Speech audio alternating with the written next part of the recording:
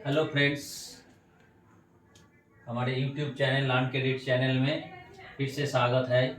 हम लोग आज डिस्कस करेंगे एमएसएमई एंटरप्राइजेस की ट्रेड्स के बारे में। What is TReDS? तो ट्रेड्स की फुल फॉर्म है trade receivables discounting system. Receivables मतलब हम लोग नॉर्मल एमएसएमई फंडिंग जब बैंक में जाते हैं, फिजिकली जब करते हैं कोई छोटे व्यापारी, रिसीवेबल्स मतलब पैसा किसी को उधारी दे के, मैंने पैसा उधारी नहीं, माल उधारी पे दे के रखा है, पैसा रिटर्न आने में टाइम लगता है, एक सर्टेन टाइम के बाद हमको पैसा मिलता है। तो इसके अगेंस्ट में जब हम लोग फंडिंग करते हैं, जिसको बुक डेट फंड बोलते हैं, उसको हम लोग इलेक्ट्रॉनिक फॉर्म में डिस्कशन करेंगे, जो ट्रेड्स जिसको कहता है। तो ट्रेड्स क्या होता है? TReDS receivable discounting system. यहाँ एक तो ट्रेड है, रिसीवेबल्स है, discounting system. It is an electronic platform. ये आरबीआई ने क्रिएट किया है एक इलेक्ट्रॉनिक प्लेटफॉर्म। तो इसमें क्या रहता है एक्चुअली? इसमें एमएसएमई सेलर जो है, MSME entrepreneurs, buyer and multiple financier इस प्लेटफॉर्म में तो पार्टिसिपेट करता है। तो इसमें क्या होता है, जो क्रेडिट और दी हाई वॉल्यूम बिग सेलर्स रहता है, कॉर्पोरेट सेलर्स, बड़े बड़े सेलर्स जो रहता है, ये क्या करता है, कोई कॉर्पोरेट बायर्स को जब माल बेचता है तो उनके अगेंस्ट में जो बिल्स या इनवॉइस अपलोड करता है इस प्लेटफॉर्म में। तो क्या होता है, एमएसएमई सेलर, बायर, फाइनेंशियल, इन लोग है पार्टिसिपेंट, और इन्हीं लोग इस प्लेटफॉर्म में अपने को रजिस्टर करके रखा है आरबीआई की। तो इस प्लेटफॉर्म में रजिस्टर करने के बाद सेलर क्या करता है, बिल अपलोड करता है, एंड कॉर्पोरेट बायर जो है, corporate buyer like PSU, government entity and big company, इन लोग इस बिल को एक्सेप्ट करता है। जब इस बिल को एक्सेप्ट कर लिया तो क्या करता है, वेरियस फाइनेंशियल या एनबीएफसी जो है, इन लोग बिडिंग चालू कर देता है उस बिल के ऊपर। जब बायर इनको एक्सेप्ट कर लिया और सेलर जब बिल को अपलोड कर दिया ट्रेड्स की प्लेटफॉर्म में, तब इसको बोलते हैं फैक्टोरिंग, और फैक्टोरिंग यूनिट हो जाता है फाइनेंशियल के लिए। फैक्टोरिंग यूनिट बिल्स को कहता है factoring unit, it is an nomenclature.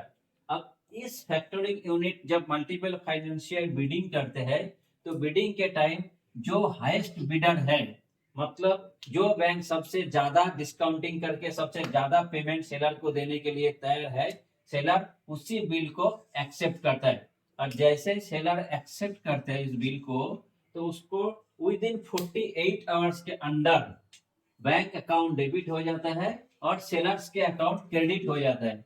तो इसमें क्या हो गया, जैसे बैंक अकाउंट डेबिट हो गया, सेलर्स अकाउंट क्रेडिट हो गया, तो सेलर्स को इमीडिएट फंड मिल गया वर्किंग कैपिटल की तरह, जिस फंड के अगेंस्ट में वो बनाएंगे और बायर्स को माल सप्लाई करेंगे। एंड सर्टेन टाइम पीरियड के बाद बायर वो पैसा जो है ट्रेड्स प्लेटफॉर्म में फाइनेंशियर को दे देंगे, जो agreed amount in agreed time में।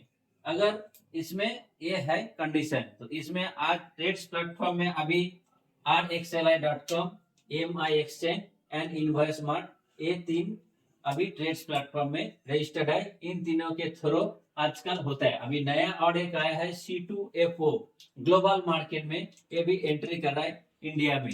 तो यहाँ पे ट्रेड्स जो हम लोग कर रहे हैं, अब हम लोग एडवांटेज क्या है इस पद्धति में, एडवांटेज इस ट्रेड्स प्लेटफॉर्म में, एडवांटेज सेलर के एडवांटेज क्या है?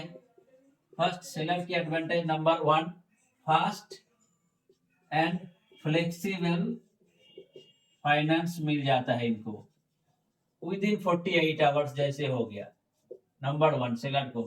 दूसरा, सेलर का बड़ा एडवांस क्या है? No collateral, no collateral to be given. तीसरा क्या है? Immediate fund required, immediate working capital fulfilment, immediate working capital fulfilment. तीसरा क्या है? फेथ, दैट, फेथ तो नहीं बोलते हम लोग इसको, हम लोग क्या बोलेंगे? कॉन्फिडेंस, कॉन्फिडेंस, कॉन्फिडेंस क्रिएट हो गया, सेलर को कॉन्फिडेंस क्रिएट हो गया क्योंकि इनको फंडिंग मिल गया और ये बायर को दे देंगे। तो ये हो गया हमारा सेलर का एडवांटेज। अब हम जाएंगे यहाँ बायर। बायर को क्या हुआ, buyer in due date agreed time में एग्रीड अमाउंट को क्या करेंगे, पे करेंगे to financier through TReDS platform.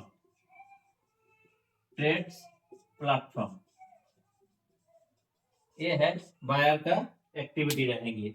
अच्छा, अभी जो अपलोड सेलर ने अपलोड किया था, बिल जो सेलर अपलोड किए थे, ये है सेलर जो अपलोड बिल करते हैं, ये जो है इसको अगर मान लो एट एनी टाइम अगर बायर ड्यू डेट में पेमेंट नहीं किया तो सेलर का कोई रेस्पॉन्सिबिलिटी बनता है क्या? इसमें नो, क्योंकि ये है विदाउट रिकॉर्ड्स नो, सेलर का कोई रिस्पॉन्सिबिलिटी नहीं बनता है। इसमें क्या है, जो भी एक्शन इनिशिएट करेंगे financial through trade platform, buyers के अगेंस्ट में एक्शन इनिशिएट करके बायर से वो पैसा रिकवर करेंगे। ये हो गया, सेलर के कोई रिस्पॉन्सिबिलिटी नहीं बनता है। अब बैंक का क्या एडवांटेज, इसमें जो मल्टीपल फाइनेंशियल रहता है, बैंक क्या करता है, वो हैसल फ्री वे में फंडिंग कर सकता है एंड सिक्योर्ड वे में फंडिंग कर सकता है। इसमें क्या है, ट्रेड्स प्लेटफॉर्म के थ्रू सेलर बायर जो है इनका ड्यू डिलिजेंस हो जाता है, नंबर 1, क्योंकि ये लोग कॉर्पोरेट सेलर कॉर्पोरेट बायर रहता है। और क्या है, बैंक एक certain amount of fees charges करते हैं, एक नॉन इंटरेस्ट एक इनकम इसको आता है। इजी फाइनेंस होता है एंड डिजिटली फाइनेंस करता है and no collateral, no paper work to be maintain, तो विथ लेस टाइम। और क्या है, साथ में प्रायोरिटी सेक्टर लेंडिंग जो है, TReDS generally priority sector lending के आधार पे आता है रिजर्व बैंक ऑफ इंडिया की गाइडलाइन के बेसिस में। तो प्रायोरिटी सेक्टर लेंडिंग जो है, प्रायोरिटी सेक्टर लेंडिंग को वो फुलफिल भी करते हैं। और क्या है, एमएसएमई एंटरप्राइजेस जो है इनको भी फंडिंग के लिए सुविधा देते हैं। ये हो गया बैंक का काम। इसके बाद हम लोग और एक चीज देखेंगे जो कहता है रिवर्स फैक्टरिंग। ट्रेड्स के अंदर रिवर्स फैक्टरिंग हम लोग जब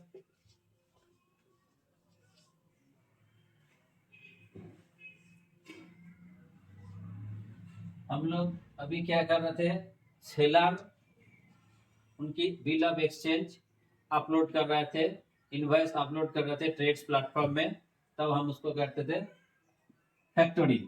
अब अगर सेम चीज अगर बायर करता है, मान लो बायर ने बिल ऑफ एक्सचेंज या बिल ऑफ एक्सचेंज प्लेटफॉर्म में, ट्रेड्स प्लेटफॉर्म में अपलोड कर रहा है, ये अमाउंट मैं इस सेलर से परचेस कर रहा हूँ, इतने दिन के बाद इतने अमाउंट अगर हमको रिसीव हो गया तो हम इतने अमाउंट उस दिन में हम उसको देंगे, सेलर को देंगे। तो ये बिल में अपलोड कर रहा हूँ, तो इसको कहता है रिवर्स फैक्टरिंग। मतलब अपलोडिंग ऑफ द बिल, मतलब फैक्टरिंग यूनिट जो हो रहा है, जब हो रहा है फैक्टरिंग यूनिट, तो ये अगर बायर अगर अपलोड करता है तो हम तब उसको बोलते हैं reverse factoring and process same. तब फिर प्रोसेस सेम हो जाता है। फिर बायर अपलोड करने के बाद मल्टीपल फाइनेंस या सेलर उसको एक्सेप्ट करता है, मल्टीपल फाइनेंस को बिडिंग करता है, बिडिंग करने के बाद जो हाईएस्ट बिडर आएंगे उनको सेलर थ्रू क्रेडिट प्लेटफॉर्म में सेलर के अकाउंट में क्रेडिट होगा विद इन 48 आवर्स। तो इसको कहता है रिवर्स फैक्टरिंग। तो दोस्तों आज हम लोग इसी में समाप्त करते हैं, क्योंकि ट्रेड्स के बारे में इतना ही है, और आगे चल के हम लोग और भी अच्छे